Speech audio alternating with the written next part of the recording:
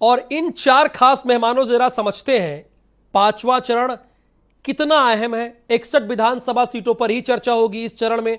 हमारे साथ 2 वरिष्ठ पत्रकार जुड़े हैं और 2 राजनीतिक विश्लेषक हैं।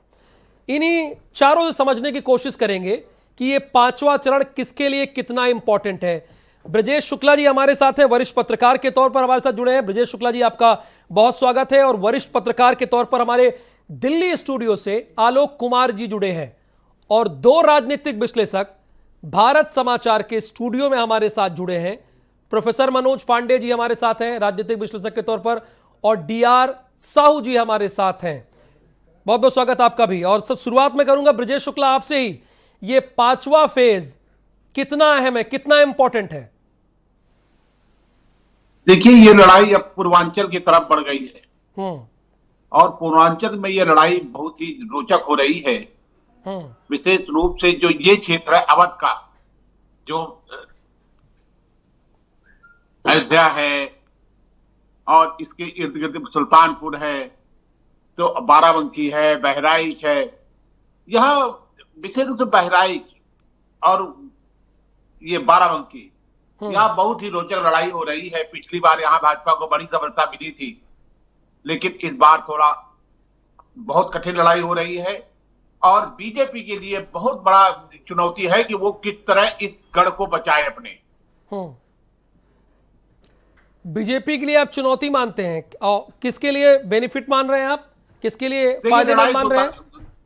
2 तरफ की हो रही है। एक तरफ समाजवादी पार्टी है, एक तरफ बीजेपी है। कुछ स्थानों पर बसपा भी बहुत अच्छा लड़ रही है। कई सीटों मुझे जाने का मौका मिला जहां बसपा बहुत अच्छी लड़ाई लड़ रही है। तो एकदम ये नहीं कह सकते कि बसपा लड़ाई में नहीं है, लेकिन इतना निश्चित है कि बसपा कुछ कमजोर हुई है। इसके लिए जो हर सीट में वो लड़ती थी वो स्थित नहीं है। और कहां समाजवादी, आप 2 जिलों का नाम बताए, बहराइच और एक जिला और कौन सा बता रहे थे आप? बाराबंकी। यहां पर समाजवादी पार्टी बढ़त बनाती हुई दिख रही है, ऐसा आपको प्रतीत हो रहा है? नहीं, मुझे ये नहीं कह रहा हूं बढ़त बनाती है। हाँ, लेकिन पिछली बार यहां पर भारी सफलता मिली थी भाजपा को।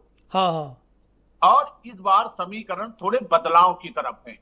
तो बीजेपी के सामने ये चुनौती है कि इस बदले समीकरण को कैसे उसका उस पर उत्तर दे। वो इस बदले हुए समीकरण पर कैसे उत्तर दे, ब्रजेश शुक्ला जी का मानना है। आलोक कुमार, आप कैसे इस 5वें चरण को देखते हैं? चूंकि ब्रजेश जी भी यही कह रहे हैं कि बाईपोलर लड़ाई है, बसपा कमजोर हुई है।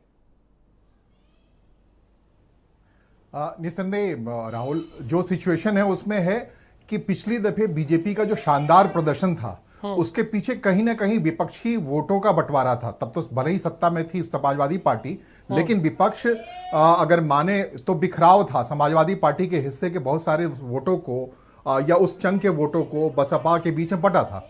और ये फेज वही है जहां राम मंदिर का एक बड़ा इंपैक्ट है, चित्रकूट का क्षेत्र है, अवध का पूरा इलाका है और यहां मतदान होना है।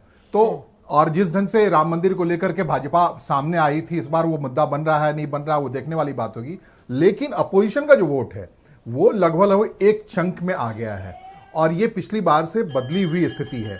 बेस्ट परफॉर्म कर पाई थी पिछली दफे भाजपा यहां पे, और उस परफॉर्मेंस को दोहराना वाकई इस बार चुनौती है। वो इसलिए चुनौती है, जैसा कह रहे थे कि भाजपा को इस चरण के 5वें चरण को पार करने के लिए निषाद पार्टी और अपना दल, बाकी दलों का सहारा लेना पड़ा है। तकरीबन 35 सीटें इस इलाके की भारतीय जनता पार्टी के हिस्से की इन सहयोगी दलों में बटा है, जो कि पहले के चरण में नहीं था।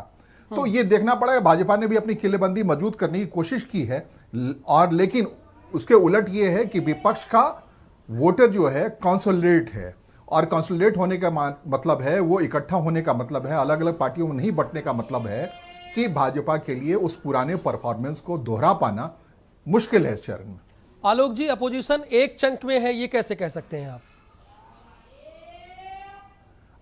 जिस ढंग से चुनाव का मोमेंटो बढ़ा है, कल डिंपल की सभाएं हुई और बाकी जगहों पे हुई, सिराथू वगैरह में हुई, तो एक ऑप्शन हमेशा बसपा की तरफ जाता रहा था हमेशा।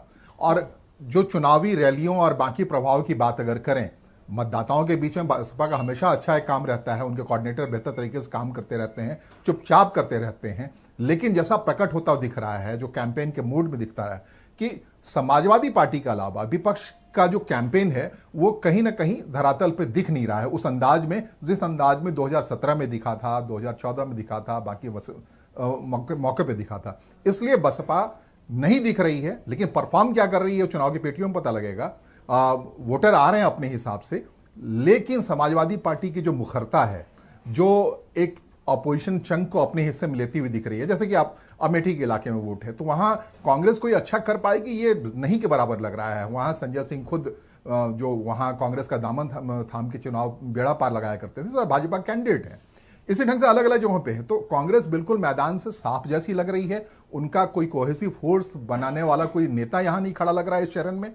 इसकी वजह से भी विपक्ष के मतों का बंटवारा कम होता हुआ दिख रहा है। समाजवादी पार्टी के हक में विपक्ष गोलबंद होता हुआ दिख रहा है। और जैसे बसपा की बात कही आपने, हाँ, उनके वोटरों की संख्या अच्छी है और रियल सेंस ऑफ पॉलिटिक्स अगर कहेंगे तो इसी चरण में हो रहा है कि जातिगत आधार पर कितना मोबाइल हो पाए हैं वोटर्स, ये राजनीति का एक बड़ा आधार रहता है, बड़ा कारण रहता है कि राजनीति ऐसे ही होती है कि उस आधार पर अलग अलग गोलबंदी हो जाती है। तो उसमें यह भी देखना होगा कि सही में वास्तव में चुपचाप ही सही बसपा ने क्या गोलबंद किया है। लेकिन फिर से मैं इस बात को दोहराता हूं कि जो ऊपर में दिख रहा है विपक्ष गोलबंद होता हुआ दिख रहा है और इसकी वजह से भारतीय जनता पार्टी पिछले परफॉर्मेंस को दोहरा पाएगी, इसमें संदेह लग रहा है। यानी पिछला जो उनका परफॉर्मेंस था वो दोहरा पाएगी, इसमें संदेह है। लेकिन डीआर साहू जी, यहां पर दोनों पत्रकारों की आपने बात सुनी, अब जनता राजनीतिक विश्लेषकों को सुनना चाहेगी कि ये क्या मानते हैं। दोनों का लगभग यही कहना है